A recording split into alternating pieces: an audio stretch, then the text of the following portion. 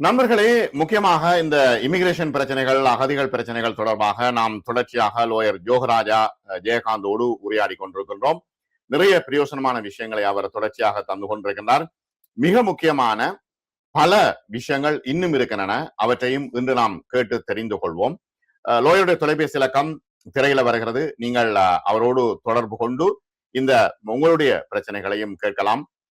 முக்கியமாக பல பிரச்சனைகள், அகதிகள் தொடர்பான பிரச்சனைகள், ரீயூனியன் தொடர்பாக பிரச்சனைகள், பல விஷயங்கள் இருக்கின்றன. இன்றும் நாம் லோயரோடு இந்த விடயங்கள் தொடர்பாக கேட்டு தெரிந்து கொள்வோம். இமிகிரேஷன் லோயர் எங்களோடு இருக்கின்றார். அவரோடு இந்த விடயங்கள் தொடர்பாக நாம் பேசுவோம். வணக்கம் யோகராஜா ஜெயகாந்த். வணக்கம் திரு அனஸ் அவர்களே, லண்டன் தமிழ் டிவி நேயர்களுக்கும் வணக்கம். முதல்ல ஒரு விஷயம் என்னன்னா, இந்த ரீயூனியன் தொடர்பாக தெளிவில்லாத ஒரு நிலைமை இருக்கிறது. இந்த ஃபேமிலி ரீயூனியன் என்றால் என்ன என்று தொடர்ச்சியாக மக்கள் கேட்டுக்கொண்டிருக்கின்றார்கள். உண்மையில இந்த ஃபேமிலி ரீயூனியன் தொடர்பாக எனக்கு விளங்கப்படுத்தணும். சரி, இப்ப ஃபேமிலி ரீயூனியன் என்று சொல்லி சொன்னால் என்னன்னு சொல்லி சொன்னால், அதாவது அகதி அந்தஸ்து கிடைக்கப்பெற்றவர்கள் அவர்கள் தங்களுடைய குடும்ப உறுப்பினர்கள் சொல்லும் பொழுது அவர்கள் தங்களுடைய சொந்த நாட்டை விட்டு வெளியேறும் முன்னர் அவர்களால் உருவாக்கப்பட்ட அந்த குடும்ப உறுப்பினர்களை தங்களுடன் இணைத்துக் கொள்வது தொடர்பான ஒரு சட்டம் தான் இந்த ஃபேமிலி ரீயூனியன் என்று சொல்லப்படுகின்ற விடயம்.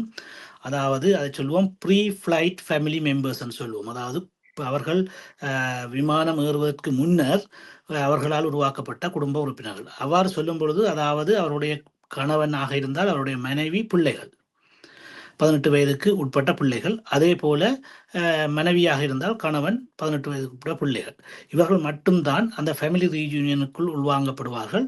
அவர்களை தங்களுடன் இணைத்துக் கொள்வதற்கான அந்த வழிமுறை, அதாவது அந்த இமிகிரேஷன் சட்டத்துக்குள்ளே இருக்கின்ற வழிமுறையைத்தான் நாங்கள் ஃபேமிலி ரீயூனியன் என்று சொல்லுவோம். சரி, 18 வயசுக்கு மேலே ஆயிட்டா என்ன செய்யற பிள்ளைகளுக்கு? அதாவது அவர்கள் இந்த நாட்டுக்கு வரும்பொழுது அவர்கள் எப்பொழுது அவள் அகதி கோரிக்கையை முன்வைக்கின்றார்களோ அந்த சந்தர்ப்பத்தில் அந்த குழந்தைகள் 18 வயதுக்கு உட்பட்டவர்களாக இருப்பார்களா இருந்தால் அவருடைய அந்த விண்ணப்பம் பரிசீலனைக்கு உட்படுத்தப்பட்டு படும் காலப்பகுதிக்குள் அந்த குழந்தை 18 வயதை தாண்டுமாக இருந்தாலும் கூட நாங்கள் அவர் அகதி அந்தஸ்து கோரிக்கை முன்வைத்த காலப்பகுதியில் அந்த குழந்தை 18 வயதுக்கு உட்பட்டதாக இருக்குமாக இருந்தால் அந்த குழந்தைக்கும் சேர்த்து நாங்கள் விண்ணப்பத்தினை சமர்ப்பிக்கக்கூடிய வாய்ப்பு இருக்கின்றது. மனித உரிமை அடிப்படையிலே அந்த குழந்தைக்கான விசாவினை பெற்றுக்கொள்ளக்கூடிய சந்தர்ப்பங்களும் அதிகமாக இருக்கின்றது. இப்ப ஒருவர் ஒர்க் பர்மிட் விசால வாரார், கேர்டேக்கர் விசாவில இங்க வாரார். வந்தா பிறகு 18 வயசு அவர் விண்ணப்பம் போடைக்குள்ள 18 வயசுக்கு உள்ள இருந்தது. ஆனா விண்ணப்பம் போட்டா பிறகு அந்த மெடிக்கல் டெஸ்ட்ல ஏதோ ஃபெயில்னு சொல்லி அந்த பிள்ளை விண்ணப்பம் போட்டா பிறகு 18 வயசு கூடிட்டுது. இப்ப இந்த சிக்கலை எப்படி தீர்க்கிறது? அதாவது அவர்கள் 18 எந்த விசாவாக இருந்தாலும் கூட 18 வயது என்ற அந்த வரையறை ஏன் விதிக்கப்படுதுன்னு சொன்னால், அந்த 18 வயதுக்கு பின்னர் அவர்கள் அடல்ட்டாக கருதப்படுவார்கள். அதாவது வயது வந்தவர்களாக கருத்தில் கொள்ளப்படுவார்கள். அவர்கள் தங்களுடைய தீர்மானங்களை, தங்களுடைய நடவடிக்கைகளை தாங்களாக சொந்தமாக மேற்கொள்ளக்கூடிய நிலைமைக்கு அவர்கள் வந்துவிட்டார்கள் என்பதுதான் பொதுவான ஒரு நடைமுறையாக இருக்கின்றது. அந்த வகையில் அவர்கள் ஒரு தனிநபராக கருதப்பட்டு, அதாவது குடும்ப உறுப்பினர்கள் என்ற வரையறைக்குள் வெளியே எடுக்கப்பட்டு அவர்கள் தனிநபராக கருதப்பட்டு அவர்களுடைய விண்ணப்பங்கள் பரிசீலனைக்கு உட்படுத்தப்படும். அதாவது அவர்கள் இந்த நாட்டிலே குடும்பத்துடன் இருப்பார்களா இருந்தால், அவர்கள் தொடர்ச்சியாக தங்கி வாழ்பவர்கள் என்ற விடயத்தை நாங்கள் நிரூபிப்போமாக இருந்தால் அவர்களுக்கான அந்த விசாவினை புதுப்பித்து கொடுப்பதில் பிரச்சனை இருக்காது. ஆனால் அவர்களை இன்னொரு நாட்டில் இருந்து, அதாவது இலங்கை என்று சொன்னால் இலங்கையில் இருந்து அவர்களை வரவழைப்பதாக இருந்தால் 18 வயதுக்கு மேலே சென்று விட்டால் அதன் பின்னர் அது மிகவும் கடினமானதாக இருக்கும். ஆனால் இந்த அசேலம் என்ற விடயத்திலே அவர்கள் அந்த அகதி கோரிக்கை முன்வைக்கும் காலப்பகுதியில் அந்த குழந்தை 18 வயதுக்கு உட்பட்டதாக இருந்திருக்குமாக இருந்தால் அதை பரிசீலனைக்கு எடுத்துக்கொண்டு மனித அடிப்படையில் அவர்களுக்கான விசா வழங்குவதை அவர்கள் தற்பொழுதும் நடைமுறையில் இருக்கின்றது. அது அவ்வாறான பல விண்ணப்பங்களிலே வெற்றி பெற்றிருக்கின்ற சந்தர்ப்பங்களும் எனது நிறுவனத்துக்கும் இருக்கின்றது. இப்ப நீங்கள் 18 வயசுக்கு மேல இப்படியான பிரச்சனைகளை நீங்கள் எதிர்கொண்டிருக்கிறீங்களா? நீங்கள் எடுத்து கொடுத்துக்கிறீங்களா அவர்களுக்கு? நிச்சயமாக. அதாவது இப்ப அகதி கோரிக்கை அடிப்படையிலே 18 வயதுக்கு மேற்பட்டவர்கள் அதாவது 18 வயது தகப்பனோ தாயோ இந்த நாட்டிற்கு அகதியாக வந்து அவர் அகதிக்குரிய முன்வைக்கும் பொழுது அந்த குழந்தை 18 வயதுக்கு மேற்பட்டதாக இருந்தால் அவ்வாறான சந்தர்ப்பங்களிலே அந்த குழந்தையை இந்த நாட்டுக்கு எடுத்துக்கொள்வது மிகவும் கடினமானதாக இருக்கும். அது தங்கி வாழ்கின்றது அல்லது அதற்கு ஏதாவது குறைபாடு இருக்கின்றது, அந்த குழந்தை தனியே விட்டுட்டு வர முடியாத என்ற ஒரு சூழ்நிலை நிரூபிக்கப்படுமா இருந்தால் அந்த குழந்தைக்கான விண்ணப்பங்களை பரிசீலித்து மனித உரிமை அடிப்படையிலே வழங்குவதற்கு முயற்சிக்கலாம். ஆனால் அந்த சாதாரணமாக 18 வயதிற்கு உட்பட்ட குழந்தைகள் என்ற அடிப்படையில் தான் அந்த குழந்தை என்ற விடயம் உள்வாங்கப்பட்டு பரிசீலனைக்கு உட்படுத்தப்படும். இப்ப மனிதாபிமான ரீதி என்ற ஒரு விஷயம் இருக்கு. இப்ப பொம்பளை பிள்ளைகளை நாங்க விட்டுட்டு வரையலாது ஊர்ல. முக்கியமான ஒரு பெரிய பிரச்சனை யாரோட விடுறதுன்ற பிரச்சனை. அதுக்கு ஏதாவது கன்சிடர் பண்ணுவார்களா? இல்லை, அது எங்களுடைய நாடு அல்லது எங்களுடைய நாட்டினுடைய கலாச்சாரம் என்ற அடிப்படையில் தான் அந்த விடயங்கள் உள்வாங்கப்பட்டிருக்கும். ஆனால் பொதுவாக அது ஆணாக இருந்தாலும் சரி பெண்ணாக இருந்தாலும் சரி 18 வயது என்பது இந்த நாட்டினுடைய ஒரு வரையறை. அதாவது ஒரு ஒரு குழந்தை தனது சொந்தமாக முடிவெடுத்து ஒரு வாலிப பருவத்தை அடைந்து விட்டது, அது தானாக எந்த முடிவையும் எடுத்துக்கொள்ள முடியும், அவ்வாறு எடுத்துக்கொள்வதை இன்னொருவர் தலையிட முடியாது என்ற ஒரு தீர்மானத்தை எடுக்கக்கூடிய வயதாக அந்த 18 வயது தீர்மானிக்கப்பட்டு இருக்கின்றது. அந்த வகையிலே அது இலங்கையை பொறுத்தளவிலே நாங்கள் ஆணாக இருந்தாலும் கூட, நீங்கள் பெண்ணை பற்றி கேட்டிருந்தீர்கள், ஆணாக இருந்தாலும் கூட அவர்கள் தங்களுடைய பல்கலைக் கல்வியை முடித்து ஒரு வேலைவாய்ப்பை பெற்றுக்கொள்ளும் காலம் வரை 20, 21, 22 வயது காலம் வரை அவர்கள் பெற்றோருடன் தங்கி வாழுகின்ற காலங்கள் தான் இலங்கையை பொறுத்தளவில் இருக்கின்றது. அந்த வகையிலே அது அவ்வாறானவர்களை நாங்கள் இங்கே இணைத்துக் கொள்வதற்கு விண்ணப்பங்களை மேற்கொள்ளும் பொழுது நான் ஏற்கனவே குறிப்பிட்டது போல மருத்துவ காரணங்கள் அல்லது அங்கவீன குறைபாடுகள் காரணங்கள் அல்லது ஏதாவது அவருடைய மனநிலை தொடர்பான விடயங்கள் தொடர்பான பரிசீலனைகள் இருக்குமாக இருந்தால் மனித அடிப்படையிலே அதனை அணுகுவதற்கான விண்ணப்பங்களை நாங்கள் மேற்கொள்ள முடியும். ஆனால் சாதாரண குழந்தை 18 வயதை தாண்டி விட்டது என்று சொன்னால் அது ஆணாக இருந்தாலும் சரி பெண்ணாக இருந்தாலும் சரி அவ்வாறான சந்தர்ப்பத்திலே அவர்களை நாங்கள் குடும்ப உறுப்பினர்களாக ஏற்றுக்கொண்டு இங்கே அழைத்துக் கொள்வது கடினமானதாக இருக்கும். எப்பொழுது சாத்தியமாக இருக்கும் என்று சொன்னால் நான் ஏற்கனவே குறிப்பிட்டது போல அவர் அகதி கோரிக்கையாளராக இருந்தால் அவருடைய கோரிக்கை அந்த குழந்தை 18 வயதுக்கு அடைவதற்கு முன்னர் பிரித்தானியாவில் முன்வைக்கப்பட்டிருக்குமாக இருந்தால் அதற்கான காரணத்தை நாங்கள் சொல்லலாம். காலதாமதம் என்பது பிரித்தானிய அதிகாரிகளால் மேற்கொள்ளப்பட்ட அந்த காலதாமதம் தான் அந்த குழந்தை 18 வயதை அடைவதற்கு காரணமாக இருந்தது. ஆனால் அவருடைய அகதி கோரிக்கை ஏற்றுக்கொள்ளப்பட்டிருக்கின்றது. எனவே அவர்களுடைய குழந்தைகளுக்கும் அனைவருக்கும் இவர்களோடு இணைந்து வாழ்வதற்கான தேவை இருக்கின்றது என்பதை முன்வைத்து நாங்கள் அதை செய்து கொள்ளக்கூடிய இருக்கும்.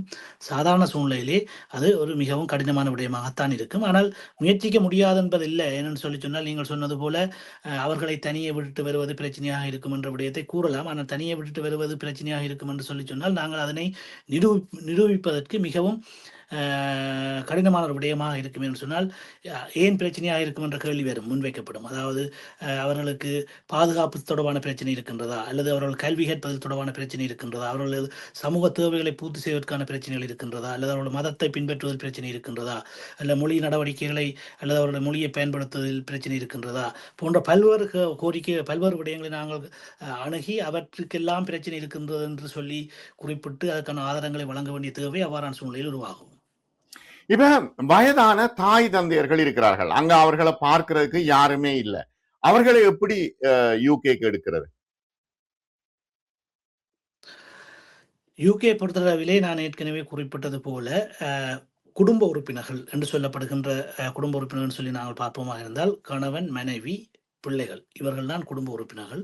இந்த குடும்ப உறுப்பினர்களை ஒருவர் இங்கே இருந்தால் கணவன் இங்கே இருந்தால் மனைவி பிள்ளைகளையோ, அல்ல மனைவி இங்கே இருந்தால் கணவன் பிள்ளைகளையோ, அல்லது மனைவியும் கணவனும் இங்கிருந்து பிள்ளைகளையோ அழைத்துக் கொள்ளக்கூடிய வாய்ப்புகள் இருக்கின்றது. அதற்கு சட்டத்திலே இடமும் இருக்கின்றது. அதனை ஒவ்வொரு வழிகளிலுமே செய்து கொள்ளக்கூடியதாக இருக்கும். ஆனால் இந்த தாய் தகப்பன் அல்லது சகோதரங்கள் என்று சொல்லும்பொழுது அவர்களை சொல்லுவார்கள் எக்ஸ்டெண்டட் ஃபேமிலி மெம்பர்ஸ் என்று சொல்லி, விரிவாக்கப்பட்ட குடும்ப உறுப்பினர்கள் என்ற அடிப்படையிலே அவர்களை பரிசீலிப்பார்கள். அவ்வாறான விரிவாக்கப்பட்ட குடும்ப உறுப்பினர்களை அழைத்துக் கொள்வதற்கு அல்ல அவர்களை இந்த நாட்டிலே கொண்டு வந்து அவர்கள் தங்களுடன் வைத்துக் கொள்வதற்கு இமிகிரேஷன் சட்டத்திலே, அதாவது குடியுறவு சட்டத்திலே சரியான வாய்ப்புகள் வழங்கப்படவில்லை, அல்லது ஏற்கனவே நீண்ட காலத்துக்கு முன்னரான வாய்ப்புகள் இருந்தாலும் தற்போது அவ்வாறான வாய்ப்புகள் இல்லை. இந்த சூழ்நிலையில் இது மனித உரிமை என்ற ஒரே ஒரு விடயத்தின் கீழ் தான் இந்த விடயங்கள் பரிசீலிக்கப்படுகின்றது. சிலருக்கு அவ்வாறான வாய்ப்புகள் கிடைக்கின்றன. குறிப்பாக நான் ஏற்கனவே சொன்னது போல அந்த தாய் அல்லது தகப்பனை அவர்கள் தனிமையாகிவிட்டார்கள், தகப்பன் இறந்து விட்டார் அல்லது தாய் இறந்து விட்டார், அவர் தனிமையாகிவிட்டார், அவரை பார்க்க வேண்டிய கடமையும் பொறுப்பும் எங்களுக்குத்தான் இருக்கின்றது. ஆனால் அவரை இலங்கையில் இருக்கின்ற எந்த ஒரு கேர் ஹோம்ஸ், அதாவது அவர்களை தங்க வைத்து பார்க்கக்கூடிய வசதிகள் அல்லது அவர்களை கொண்டு அங்கே விட்டால் அவர்கள் அங்கே இருக்கப் போவதில்லை. ஏன்னு சொன்னால் அவர்கள் எமோஷனலி தன்னுடைய குழந்தைகளுடன் வாழ விரும்புகின்றார்கள். அவ்வாறான சந்தர்ப்பம் ஏற்பட்டால் அவர்களுடைய உடல்நலம் அல்லது மனநலம் மிகவும் அதிகமாக பாதிக்கப்படும் என்ற சூழ்நிலைகள் எல்லாம் மருத்துவ அறிக்கைகள் மூலமாக நிரூபிக்கப்படுமாக இருந்தால் செட்டில்மெண்ட் விண்ணப்பம் மேற்கொண்டு அந்த செட்டில்மெண்ட் விண்ணப்பத்தின் அடிப்படையில் சரியான ஆதாரங்களும் சரியான விடயங்களும் கொடுக்கப்படுமாக இருந்தால் அந்த விண்ணப்பங்கள் பரிசீலிக்கப்பட்டு ஏற்றுக்கொள்ளப்பட்டு அவ்வாறான பெற்றோர்களை இங்கு அழைக்கக்கூடிய வாய்ப்புகளும் இருக்கின்றது. ஆனால் பொதுவாக இவ்வாறான ஆதாரங்களை நாங்கள் வழங்கினாலும் என்ட்ரி கிளியரன்ஸ் ஆஃபீஸர் சொல்லப்படுகின்ற, அதாவது வெளிநாடுகளில் நாட்டுக்கு நுழைவதற்கான விசாரணை பரிசீலிக்கின்ற அந்த என்ட்ரி கிளியரன்ஸ் ஆஃபீஸர்ஸ் பொதுவாக இவ்வாறான விண்ணப்பங்களை நிராகரிப்புக்கான வாய்ப்புகள் அதிகமாக இருக்கின்றது. நிராகரிப்புகள் தான் கூட இடம்பெற்றிருக்கின்றது. இருந்தாலும் செட்டில்மெண்ட் அப்ளிகேஷன் செய்யும் பொழுது அவர்களுக்கு அப்பீல் ரைட்ஸ், அதாவது அவர்கள் மேன்முறையீடு செய்வதற்கான அந்த வாய்ப்பு கொடுக்கப்படும். அவ்வாறு வாய்ப்பு கொடுக்கப்படும் பொழுது நாங்கள் நீதிமன்றத்துக்கு சென்று நீதிமன்றத்திலே நீதிபதிக்கு முன்னால் எங்களுடைய காரணங்களை சரியாக நாங்கள் முன்வைக்கும் பொழுது அது நீதிபதியினால் ஏற்றுக்கொள்ளப்படுவதற்கான வாய்ப்புகள் அதிகமாக இருக்கின்றது. அவ்வாறான கேஸ்கள், அவ்வாறான வழக்குகளிலே வெற்றி பெற்ற வாய்ப்புகளும் சந்தர்ப்பங்களும் நிறைய அனுபவமும் எனக்கு இருக்கின்றது. இப்ப என்ன நிலைமை இருக்குது இந்த ரீயூனியன், ஃபேமிலி ரீயூனியன் விஷயம் தொடர்பாக இப்ப என்ன அப்டேட் இருக்குது புதுசா? ஃபேமிலி ரீயூனியன் என்று சொல்லி சொன்னால் என்ன விடயம் என்று சொன்னால், அதாவது அகதி அந்தஸ்து பெற்றவர்கள், அகதி அந்தஸ்து வழங்கப்பட்டவர்கள் தங்களுடைய குடும்ப உறுப்பினர்களை தங்களுடன் பிரித்தானியாவில் இணைத்துக் கொள்வதற்கான அந்த வாய்ப்பு என்பது கடந்த செப்டம்பர் 4 முதல் அவர்கள் அதை தற்காலிகமாக நிறுத்தி வைத்திருக்கின்றார்கள். அவ்வாறு நிறுத்தி வைத்ததற்கான அவர்கள் காரணம் என்னவென்று சொன்னால், அது ஒரு இலகுவாக குடும்பங்களாக இந்த நாட்டுக்குள்ளே நுழைவதற்கான ஒரு வாய்ப்பை வழங்குவதாகவும், அவ்வாறு நுழைபவர்கள் எந்த விதமான கட்டுப்பாடுகளுமின்றி, அவர்கள் தேவைப்பாடுகளுமின்றி கட்டுப்பாடுகளுமின்றி அவர்கள் பப்ளிக் ஃபண்ட்ஸ், அதாவது பொது நிதியினை பெற்றுக்கொள்ளக்கூடிய வாய்ப்பு இருப்பதாகவும், எனவே அவற்றை கட்டுப்படுத்த வேண்டிய தேவை அரசாங்கத்துக்கு இது ஏற்பட்ட சூழ்நிலையில் இந்த ஃபேமிலி ரீயூனியனிலே அவர்களை உள்வாங்குவதற்கு, குடும்ப உறுப்பினர் உள்வாங்குவதற்கு சில மேலதிக கட்டுப்பாடுகளை, மேலதிக தேவைப்பாடுகளை விதிக்க வேண்டிய சூழ்நிலை உருவாகி இருப்பதாகவும், அது தொடர்பான பரிசீலனை இடம்பெற்று வருவதாகவும், அந்த பரிசீலனைகளின் அடிப்படையில் அதிலே திருத்தங்கள் மேற்கொள்ளப்பட்டு மீண்டும் அது கொண்டு வரப்படும் என்று சொல்லியிருக்கிறார்கள். ஆனால் இருந்த பொழுதிலும் இது உண்மையிலே இது எங்களுக்கு இந்த ஏப்ரல் மாதத்திலே அந்த புதிய நடைமுறையின் அடிப்படையிலே வந்திருக்க வேண்டும் அவர்கள் சொன்னதன்படி. ஆனால் அது இன்னும் வரவில்லை. இதனால் பலர் பாதிக்கப்பட்டிருக்கின்றார்கள். பலர் என்னுடன் கூட தொடர்பு கொண்டிருக்கின்றார்கள். என்றால் அவர்களுடைய உயிர் அச்சுறுத்தல் காரணமாக, அவர்களுக்கு ஏற்பட்ட பிரச்சனை காரணமாக நாட்டை விட்டு வெளியே வந்து இங்கே அவர்களுக்கு அகதி அந்தஸ்து கிடைக்கப்பட்ட சூழ்நிலையில் குடும்பங்களை பிரிந்திருக்கின்றார்கள். இது அவர்களுடைய மனநிலையை பெரிதும் பாதித்திருக்கின்றது. இவர்களுக்கு மட்டுமில்லை, அவர்களுடைய குடும்ப உறுப்பினர்கள், அவர்களுடைய நாடுகளிலே வாழ்கின்ற குடும்ப உறுப்பினர்களுக்கும் மிகுந்த மனவேதனையும் மன பாதிப்புகளையும் ஏற்படுத்தி இருக்கின்றது. குழந்தைகள் பிரிந்திருக்கிறார்கள், தகப்பனையோ தாயை விட்டு பிரிந்திருக்கின்றார்கள். இந்த சூழ்நிலையில் இதனை தீர்ப்பதற்கு அரசாங்கம் இதுவரை அல்லது குடிவரவு அதிகாரிகள் இதுவரை போதுமான நடவடிக்கை எடுக்கவில்லை என்றுதான் நான் கருதுகின்றேன். நான் நினைக்கின்றேன் சில வேளைகளிலே ஜூன் மாதத்திலேயோ அல்லது நவம்பர் மாதத்திலேயோ இது தொடர்பான ஒரு தீர்மானம் வெளிவரலாம். அதற்கு முன்னர் தங்களுடைய குடும்ப உறுப்பினர்களை தங்களுடன் இணைத்துக் கொள்ள விரும்புபவர்களுக்கும் சில வழிமுறைகளை பின்பற்றக்கூடிய வாய்ப்புகள் இருப்பதாகத்தான் கருதுகின்றேன். அதனை செய்யக்கூடியதாகவும் இருக்கும். இப்ப சரி, இந்த சிக்கலை தொடர்ச்சியா இந்த சிக்கல் நீள போகுதா? இத எப்படி எங்க ஒரு முடிவு ஒன்று வரமாட்டுதா என்று ஏங்கிக் கொண்டிருக்கின்றார்களே மக்கள். உண்மையிலே அதுதான். அதாவது என்னன்னு சொல்லி சொன்னால், பலருக்கு, அதாவது 2000 இப்ப கிட்டத்தட்ட நான் நினைக்கிறேன் 8 மாதமாக இந்த விதமான ஒரு முன்னேற்றமும் இல்லாமல், அது தொடர்பான இந்த அறிவித்தலும் இல்லாமல் இந்த முடக்கப்பட்டிருக்கின்றது, இந்த விண்ணப்பம் முடக்கப்பட்டிருக்கின்றது.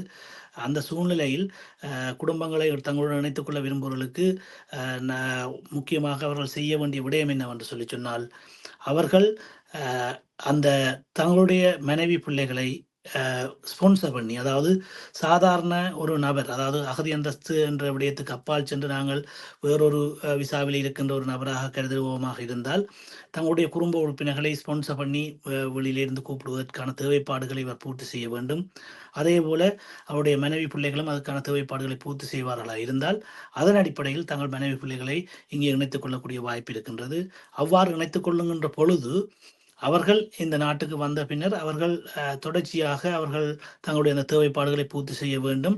அடுத்த அந்த விசாவினை புதுப்பிப்பதற்கு ஏனென்று சொல்லி சொன்னால், அவ்வாறு இல்லாமல் அவர்கள் இந்த என்ன சலுகைகளை, அரசு சலுகைகளுக்கு செல்வார்களாக இருந்தால் அது மிகவும் ஒரு பாதிப்பான விடயமாக அவர்களுடைய அந்த அடுத்த புதுப்பித்தலுக்கு பாதிப்பு ஏற்படுத்தக்கூடிய ஒரு விடயமாக மாறிவிடும் என்பதை முக்கியமாக கவனித்துக் கொள்ள வேண்டும். நான் உங்களுக்கு அதை தெளிவாக விளங்கப்படுத்துவதாக இருந்தால், அந்த தேவைப்பாடுகள் என்கின்ற பொழுது சம்பள தேவைப்பாடு, அதாவது ஒருவர் இந்த நாட்டிலே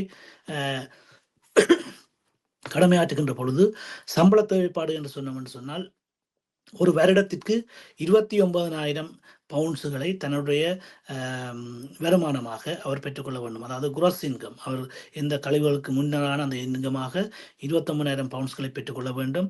அவ்வாறு பெற்றுக்கொள்வதாக இருந்தால் அவர் தனது மனைவி பிள்ளைகளை ஸ்பான்சர் பண்ணக்கூடிய தகுதியை பெற்றுக்கொள்ளுவார். அதே போல அவர் அந்த மனைவி பிள்ளைகளை இங்கே அழைத்து தங்க வைப்பதற்கான இடத்தினை அவர் சரியாக வழங்குவார்களா இருந்தால், சரியாக சொல்லுவார் இருந்தால், அவர் வீட்டை வாடகைக்கு எடுத்தோ அல்லது மனைவி மட்டுமென்று சொன்னால் ஒரு அறையை வாடகைக்கு எடுத்தோ அது தொடர்பான ஆவணங்களை சமர்ப்பிக்கிறப்பாராக இருந்தால் அதிலேயும் அவருக்கு அந்த தேவைப்பாட்டை பூர்த்தி செய்வராக இருப்பார். அதே போல மனைவி அல்லது குழந்தைகள் என்ற பக்கத்து செல்லும் பொழுது அவர்கள் அந்த டிபி டெஸ்ட் சொல்லுவோம், அதாவது கசம் என்று சொல்லப்படுகின்ற அந்த டிபி டெஸ்ட், காசநோய் தொடர்பான அந்த டிபி டெஸ்டை அவர்கள் செய்ய வேண்டும். அதிலே அவர்கள் சித்தியடைந்திருக்க வேண்டும். அதே போல ஆங்கில பரீட்சையிலே சித்தியடைத்து நிற்க வேண்டும். அதாவது 18 வயதுக்கு மேற்பட்ட மனைவி தான் அதுக்குள்ளே உள்வாங்கப்படுவார். அவர் அந்த A1 ஆங்கில பரீட்சையிலே சித்தியடைந்திருக்க வேண்டும். இவ்வாறான தேவைப்பாடுகளை அதாவது ஸ்பான்சர் பண்ணுகின்றவரும் ஸ்பான்சர் மூலம் நாட்டுக்குள்ளே நுழைய இருக்கிறவர்களும் தேவைப்பாடுகளை பூர்த்தி செய்பவர்களாக இருந்தால் அவர்கள் அந்த முறையின் மூலமாக இந்த நாட்டுக்குள் நுழையலாம். ஆனால் அந்த ஃபேமிலி ரீயூனியன் மூலம் கொண்டு இருக்கின்ற அந்த நடைமுறையும் பெரும்பாலும் இதை ஒத்ததாகத்தான் வருவதற்கான வாய்ப்புகள் இருக்கின்றது என்றபடியால் இதிலே அவர்கள் இந்த நடைமுறையினூடாக செல்வதால் பெரிய பாதிப்பு ஏற்பட போவதில்லை என்றுதான் சொல்ல வேண்டும். ஓகே, நீங்க இப்ப சொல்ற விஷயம் சரி, முக்கியமான ஒரு விஷயம். இப்ப யார் யாருக்கு தகமை இருக்குது ஸ்பான்சர் பண்றதுக்கு என்ற ஒரு கேள்வி இருக்கு இல்லையா? அதைத்தான் நான் சொல்றேன். என்ன சொன்னால், முதலாவது அவர்கள் அகதி அந்தஸ்து அவர்களுக்கு வழங்கப்பட்டிருக்க வேண்டும். 5 வருட அகதி அந்தஸ்து, அதாவது மார்ச் மாதம் 2ஆம் தேதிக்கு முன்னர் அகதி கோரிக்கை முன்வைத்து அவர்களுக்கான தீர்ப்புகள் அல்லது கோமிஷனாலே முடிவுகள் வழங்கப்பட்டிருக்கும் இருந்தால் அவர்களுக்கு 5 வருடங்களுக்கு அகதி அந்தஸ்து வழங்கப்பட்டிருக்கும். இந்த மார்ச் மாதம் அதற்கு பின்னர்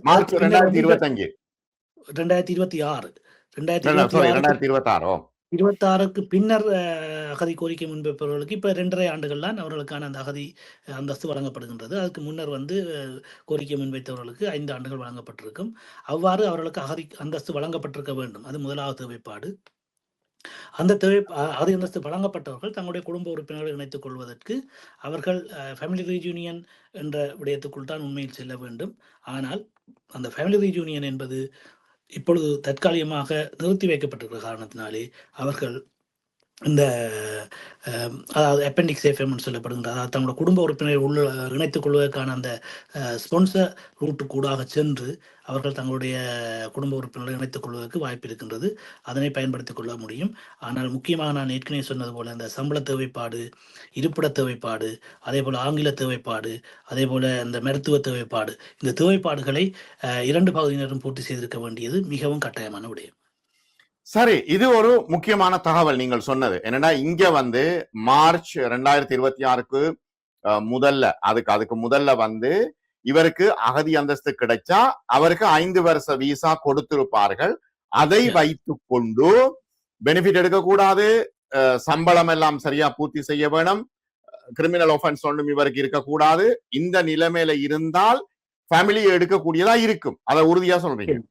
நிச்சயம் அவர் எடுத்துக்கொள்ளலாம். அதே நேரம் தங்குமிட வசதியும் மிகவும் முக்கியம். தங்குமிடத்தை தான் ஏற்பாடு செய்திருக்கிறேன் என்று காட்ட வேண்டும். ஏனென்று சொன்னால் அவர்கள் அரசாங்கம் எப்படி யோசிக்குதுன்னு சொன்னால், இவர்கள் அதை ஏற்பாடு செய்யாவிட்டால் பிள்ளைகள் குழந்தைகளை கூப்பிட்டு விட்டு எங்களுக்கு இருப்பதற்கு இடமில்லைன்னு சொன்னால் பிறகு அரசாங்கம் அதனை வழங்க வேண்டிய சூழ்நிலைக்கு தள்ளப்பட்டுவிடும். இப்ப பெனிஃபிட்டே எடுத்திருக்க கூடாதா? அதான் முழுமையான நிபந்தனை. பெனிஃபிட் எடுத்திருக்க கூடாது என்பது முழுமையான நிபந்தனையாக நான் சொல்ல மாட்டேன். பொதுவாக இப்படி நாங்கள் இன்னொரு பக்கத்தால் பார்த்தோம்னு சொன்னால், இந்த சம்பள தேவைப்பாடு என்பது சில சந்தர்ப்பங்களிலே இல்லாமல் செய்யப்படுகின்றது, அல்லது அவர்களுக்கான அந்த வேறு வாய்ப்பு வழங்கப்படுவது யாருக்குன்னு சொன்னால், அவர்கள் குறிப்பிட்ட சில பெனிஃபிட்டுகளை எடுப்பார்கள். உதாரணத்துக்கு நாங்கள் சொல்லுவோம், அதாவது அந்த டிசபிலிட்டி அலவன்ஸ்ன்னு சொல்லுவோம். அதாவது அவர்கள் எந்த தொழிலுமே செய்ய முடியாத அந்த சூழ்நிலையிலே அவர்களுக்கு அரசாங்கத்தால் வழங்கப்படுகின்ற அந்த அவ்வாறான அலவன்ஸ்களை எடுப்பவர்கள் அதற்கான ஆதாரங்களை முன்வைக்கும் பொழுது அந்த அவர்கள் தங்களுடைய குடும்ப உறுப்பினர்களை ஸ்பான்சர் பண்ணி கூப்பிடக்கூடிய வாய்ப்புகள் இருக்கின்றது. ஆனால் சாதாரண சூழ்நிலையில் ஒருவர் வேலை செய்யக்கூடிய உடல்நிலையிலும் உடல் ஆரோக்கியத்தோடும் இருக்கின்றார் என்று சொன்னால் அவர் நிச்சயமாக வேலை செய்து அந்த சம்பளத்தை எடுத்து காட்ட வேண்டும். அவருக்கு 29 நேரம் சம்பளம் எடுப்பார் என்றால் அவருக்கு பெனிஃபிட் கிடைப்பதற்கான வாய்ப்பே இருக்காது. அவர் யூனிவர்சல் கிரெடிட் விண்ணப்பித்தால் அது நிராகரிக்கப்படுவதற்கான வாய்ப்பு தான் இருக்கும். என்றபடியால் அவருக்கு அது கிடைக்கிறதுக்கு வாய்ப்பில்லை. அதன் பின்னர் மனைவி பிள்ளைகளை இங்கே கூப்பிட்டா பின்னர் கூட அவர் பெனிஃபிட்டுக்கு போவாரா இருந்தால் என்ன நடக்கும்னு சொன்னால், அதன் பின்னர் மனைவிக்கு சாதாரணமாக 5 ஆண்டுகளிலே அவருக்கு நிரந்தர பதவியுரிமை கிடைக்கிறதுக்கு வாய்ப்பு இருக்கின்றது அந்த வழியில் வரும் பொழுது. ஆனால் அவர்கள் பெனிஃபிட்டுக்கு போவாரா இருந்தால் அவர் அந்த மனைவியை தான் வைத்து பார்ப்பேன், என்னுடைய வருமானம் போதுமானது என்று ஏற்கனவே சொல்லித்தான் மனைவி இங்கே கூப்பிடுகின்றார். அந்த சூழ்நிலையில் அவர் அதை கைவிட்டு விடுவார். அவ்வாறு கைவிடும் பொழுது அந்த மனைவி அடுத்த ரினிவலுக்கு செல்லும் பொழுது, அடுத்த மேலதிக வதிவிடத்தை உறுதிப்படுத்துவதற்கு செல்லும் பொழுது அவருடைய அந்த மேலதிக வதிவிடத்தை உறுதிப்படுத்துவது என்பது சிரமமாகும். அதேவேளை அவருடைய அந்த நிரந்தர பதவிமை காலம் 10 ஆண்டுகளுக்கு செல்லக்கூடிய வாய்ப்புகள் இருக்கின்றது தற்போதைய சூழ்நிலை. இப்ப ஃபேமிலி ரீயூனியன் பற்றி நாங்கள் பேசிக் கொண்டிருக்கிறோம். இதுல முக்கியமான ஒரு விஷயம் என்னன்னா, இப்ப ரெஃப்யூஜி விசா கிடைத்து எத்தனை நாளைக்கு பிறகு அக்செப்ட் பண்ணி எத்தனை நாளைக்கு பிறகு ஃபேமிலியை கூப்பிட முடியும்? அவர் ரெஃப்யூஜி கிடைச்சு நிச்சயமாக அவர் குறைந்தது 6 மாதம் இருக்க வேண்டிய சூழ்நிலை இருக்கும் என்று சொன்னால் அவர் 6 மாதம் பே ஸ்லிப் காட்ட வேண்டும் அவர் மனைவியை கூப்பிடுவதற்கு. 6 மாசத்துல அவர் ப்ராசஸிங்ல செய்யலாம், கூப்பிடுற விஷயங்களை செய்யலாம். ஏன்னு சொன்னால் அவர் விசா கிடைத்து அவர் உடனே வேலைக்கு போவாரா இருந்தால் அதன் பின்னர் அவருக்கு 6 மாசத்துக்கு அவருக்குரிய அந்த இது விசா பேஸ்லிப்ஸ் வரும். பேஸ்லிப்ஸ் வந்தால் அந்த 6 மாத பேஸ்லிப்ஸை கொடுத்து இவருடைய ஒருவருடைய எதிர்பார்க்கப்படுகின்ற வருமானம் எவ்வளவுன்னு சொல்லி நாங்கள் காட்ட முடியும். அதனை அடிப்படையாக கொண்டு அவருக்கு அந்த ஃபேமிலி ரியூனியனுக்குள்ளே நாங்கள் அவரை விண்ணப்பத்தினை சமர்ப்பிக்கக்கூடியதாக இருக்கும்.